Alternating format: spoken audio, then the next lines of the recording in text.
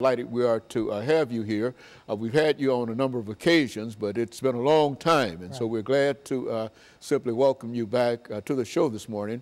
And as we indicated, the topic is the challenges of the Christian experience.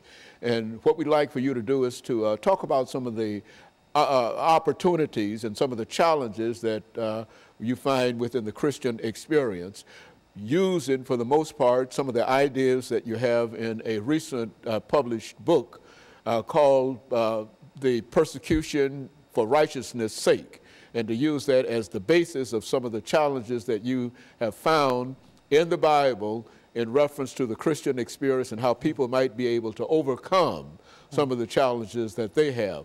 But before we do that, Pastor Hayes, let's see if we can have you to give us some information about your background, your education, and your experiences.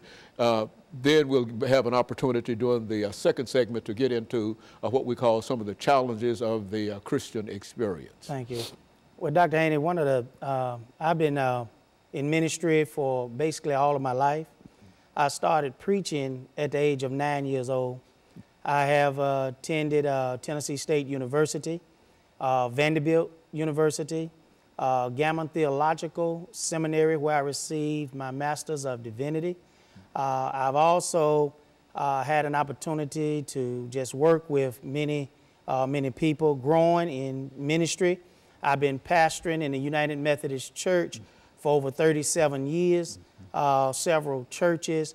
All of those churches have been growing and live churches, a lot of different situations. So it has certainly been interesting and an opportunity to do a lot of different things. Also, you find in the ministry opportunity to deal with a lot of different people. Through church growth, I have won one of the highest awards in the United Methodist Church called the Denman Award. This is an evangelism award. So I also had that opportunity to win that award several years ago. We took a church from very few members to over 400 members in like a 3-year period.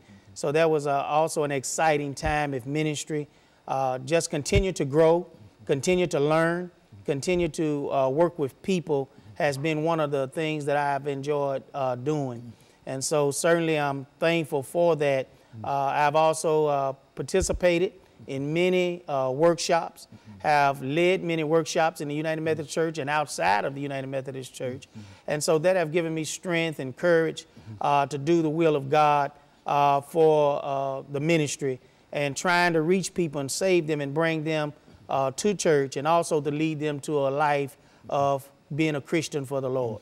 And so you've been involved in ministerial work one way or the other, practically, as a matter of fact, I think you said practically all of your life. In a real sense, after having started preaching at the age of 9, certainly you've been involved literally all of your life dealing with the Word of God one way or the other. And as I indicated earlier, there are some of the challenges that I'm sure that during the many years that you've been involved with this ministry, there are some of the challenges that you've been able to pull out in terms of being able to deliver to our audience this morning, some of the challenges and how the Christian experience has been able to help people overcome some of those challenges. What would you say, looking at your ministry, one of the things that you've had to deal with more than any other real item, and what we suggested here, because we've got a minute in this segment, to simply think in terms of a single item that you think that, that you've had to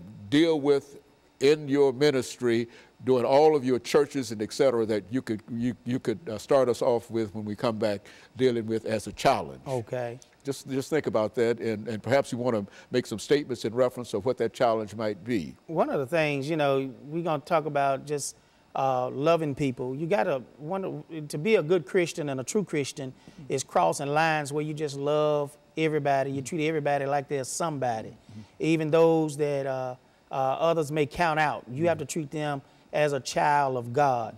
And you have to show yourself as a Christian and give yourself Christian love. Very good. And so one of the great challenges that you'll talk about after our first